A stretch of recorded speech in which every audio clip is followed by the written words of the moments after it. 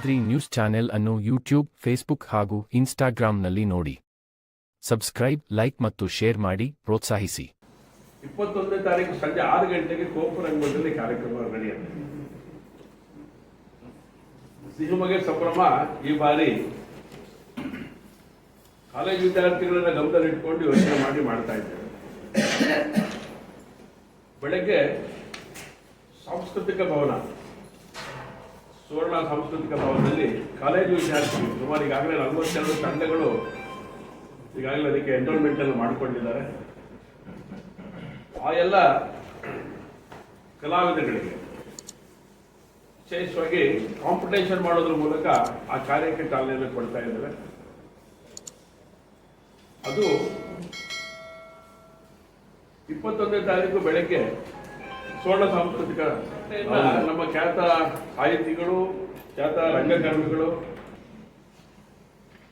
ಸಾಹಿತ್ಯ ಅಕಾಡೆಮಿಯ ಪ್ರಶಸ್ತಿಯನ್ನು ಪಡೆದಂತಹ ಶಿವಮೊಗ್ಗದಲ್ಲೇ ಇದ್ದಂತಹ ಈಗ ಬೆಂಗಳೂರು ವಾಸ ಇದ್ದಾರೆ ಗಜಾನಂದ ಶರ್ಮಾ ಅವರು ಅದರ ಉದ್ಘಾಟನೆಗೋಸ್ಕರ ಬರ್ತಾ ಇದ್ದಾರೆ.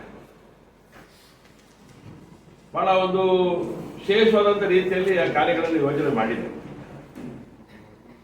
ಜಾನಪದ ಮತ್ತು ಗಾಯನ,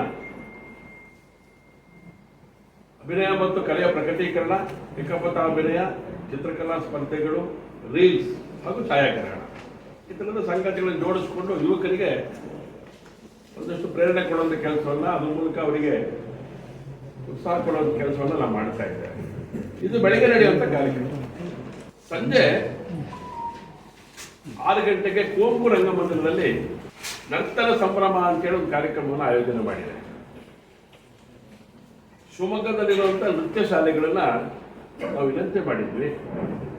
ಅವರ ಸಹಕಾರದಿಂದ 9 ಶಾಲೆಗಳು ಇದರೊಳಗಡೆ ಪಾಲ್ಗೊಳ್ತಾ ಇದ್ದೇವೆ. ಕಲಾರ್ಪಣ, ನಟನಂ ಬಾಲನಾಟ್ಯ ಕೇಂದ್ರ, ಪುಷ್ಪ ಪರ್ಫಾರ್ಮಿಂಗ್ ಆರ್ಟ್ಸ್, ಪೆರುಮಾಳ್ ನೃತ್ಯ ಕಲಾ ಕೇಂದ್ರ, ಮನು ಕಲಾ ಕೇಂದ್ರ, ಮಯೂರಿ ನೃತ್ಯ ಕಲಾ ಕೇಂದ್ರ, ಮಲ್ನಾಡ್ ಜನಪದ ಕಲಾ ತಂಡ, ನಟರಾಜ ನೃತ್ಯ ಕಲಾ ನಿಕೇತನ, ಸಾಜೇತರ ನಾಟ್ಯ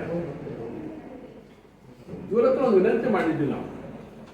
ವಿಶೇಷವಾಗಿ ಸಿಹಿಮೊಗೆ ಸಂಭ್ರಮದ ಒಂದು ಕಲ್ಪನೆಯನ್ನು ಇಟ್ಕೊಂಡು ಯೋಚನೆ ಮಾಡಿದಾಗ 150 ವರ್ಷ ಒಂದೇ ಮಾತಾಡಬೇಕಾಗಿದೆ, ನಾಡಗೀತೆಗೆ 100 ವರ್ಷ ಆಗಿದೆ. ಆ ಹಿನ್ನೆಲೆಯಲ್ಲಿ ನೃತ್ಯ ಸಂಘಟನೆಗಳನ್ನು ಜೋಡಿಸಬಹುದಾ ಅಂತೇಳಿ ಅವ್ರ ಜೊತೆ ಚರ್ಚೆ ಮಾಡಿದಂಥ ಪರಿಣಾಮ ಅದು ಪೂರಕವಾಗಿರುವಂಥ ನೃತ್ಯಗಳನ್ನು ಮಾಡುವಂಥ ಒಂದು ಯೋಜನೆಯನ್ನು ಮಾಡಿ ಅದಕ್ಕೆ ರಿಹರ್ಸಲ್ಗಳನ್ನು ಮಾಡಿ ಅವರ ವಿದ್ಯಾರ್ಥಿಗಳನ್ನ ತಯಾರು ಮಾಡಿದ್ದಾರೆ. ಅದಕ್ಕೆ ಪೂರಕವಾಗಿರುವಂಥ ಒಂದು ಕಾರ್ಯಕ್ರಮ ಸಿಹಿಮೊಗೆ ಸಂಭ್ರಮದ ಹೋದ ಬಾರಿ ಯಕ್ಷಗಾನ ಮಾಡಿದ್ವಿ ನಾವು ಸೈನ್ಸ್ ಮೈದಾನದಲ್ಲಿ.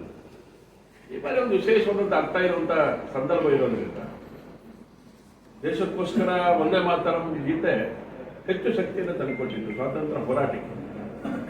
ಅದೆಲ್ಲದನ್ನು ಗಮನದಲ್ಲಿ ಇಟ್ಕೊಂಡು ಒಂದು ಕಲ್ಪನೆ ಕೊಟ್ಟು ಅದಕ್ಕೆ ಸಾಕಾದ ಒಂದು ಕಲ್ಪನೆಗೆ ತಕ್ಕಂತೆ ಯೋಚನೆ ಮಾಡಬೇಕು ಅಂತ ಯೋಚನೆ ಆದಾಗ ಅದು ಪೂರಕವಾದಂಥ ರೀತಿಯಲ್ಲಿ ಯೋಚನೆಗಳನ್ನು ಮಾಡಿ 9 ನಮ್ಮ ನೃತ್ಯ ಕಲಾ ತಂಡಗಳು, ಕಲಾ ಶಾಲೆಗಳು ಇದಕ್ಕೆ ದೊಡ್ಡ ಶಕ್ತಿಯನ್ನು ದಾರಿ ಎರೆದಿದ್ದಾರೆ. ಅದು 21ನೇ ತಾರೀಕು ಸಂಜೆ 6 ಗಂಟೆಗೆ ನಡೆಯುತ್ತೆ. ಖ್ಯಾತ ಚಲನಚಿತ್ರ ನಟಿ, ಖ್ಯಾತ ಚಲನಚಿತ್ರ ತಾರೆ ಶ್ರೀಮತಿ ತಾರಾ ಅವರು ಬರ್ತಾರೆ ಅದರ ಉದ್ಘಾಟನೆ ಕಾರ್ಯಕ್ರಮದಲ್ಲಿ. ಸಾಮಾಜಿಕ ಕ್ಷೇತ್ರ ತೊಡಗಿಕೊಂಡಿರುವಂತಹ ವಿಶೇಷವಾಗಿ ನಾಟಕ ರಂಗದೊಳಗಡೆ ಕೆಲಸ ಮಾಡ್ತಾ ಇರುವಂತಹ, ಹಾಗೆಯೇ ಈಗ ಪತ್ರಿಕಾ ಸಂಘದ ಅಧ್ಯಕ್ಷರಾಗಿ ಕಾರ್ಯನಿರ್ವಹಣೆ ಮಾಡ್ತಾ ಇರುವಂತಹ ವೈದ್ಯನಾಥ್ ಅವರು ಮುಖ್ಯ ಅತಿಥಿಗಳಾಗಿ ಪಾಲ್ಗೊಳ್ಳಲಿದ್ದಾರೆ. ಎಲ್ರಿಗೂ ಒಂದು ಅವಕಾಶವನ್ನ ಕಲ್ಪಿಸ್ಕೊಟ್ಟಿದ್ದಾರೆ. ಇಷ್ಟು ದಿನ ನಾವು ಭರತನಾಟ್ಯ ಕಾರ್ಯಕ್ರಮಕ್ಕೆ ನಮಗೆ ಒತ್ತು ಕೊಟ್ಟು ನಾವೆಲ್ಲರೂ ಸೇರಿ ಮಾಡ್ತಾ ಇದ್ವಿ. ಈಗ ಲಘು ಗೀತೆಗಳು, ಭಾವಗೀತೆಗಳು ಮತ್ತು ಜಾನಪದ ಗೀತೆಗಳಿಗೆ ನಾವು ನೃತ್ಯವನ್ನು ಅಳವಡಿಸಿಕೊಂಡು ಮಾಡ್ತಾ ಇದ್ದೀವಿ. ಇದೊಂದು ನಾಡಗೀತೆ. ನಾಡಗೀತೆಗೆ 100 ವರ್ಷ ಮತ್ತು ಒಂದೇ ಮಾತರಂಗೆ 150 ವರ್ಷ ಆಗಿರೋದ್ರಿಂದ ಇದರ ಸಂಯೋಜನೆಯನ್ನು ಸಹನಾ ತುಂಬ ಚೆನ್ನಾಗಿ ಮಾಡಿದ್ದಾಳೆ. ಅದನ್ನು ಎಲ್ಲ ನಮ್ಮ ನೃತ್ಯ ಶಾಲೆಯ ಮಕ್ಕಳು ಸೇರಿ ಕೊರಿಯೋಗ್ರಾಫ್ ಮಾಡಿರೋ ಆ ಕಾರ್ಯಕ್ರಮವನ್ನು ಪ್ರಸ್ತುತಪಡಿಸ್ತಾ ಇದ್ದಾರೆ. ನಮಗೆ ಬೆನ್ನೆಲುಬಾಗಿ ನಿಂತಿರುವಂತಹ ನಮ್ಮ ಶಾಸಕರಿಗೆ ನಾವು ಎಲ್ಲರ ಪರವಾಗಿ ನಾನು ಅಭಿನಂದನೆಯನ್ನು ಹೇಳ್ತೀನಿ. ನಾಡಿನ ಕಾರ್ಯಕ್ರಮ, ನಾಳಿನ ಕಾರ್ಯಕ್ರಮ ಚೆನ್ನಾಗಾಗಲಿ ಅಂತೇಳಿ ನಾನು ದೇವರಲ್ಲಿ ಪ್ರಾರ್ಥನೆ ಮಾಡ್ತೀನಿ.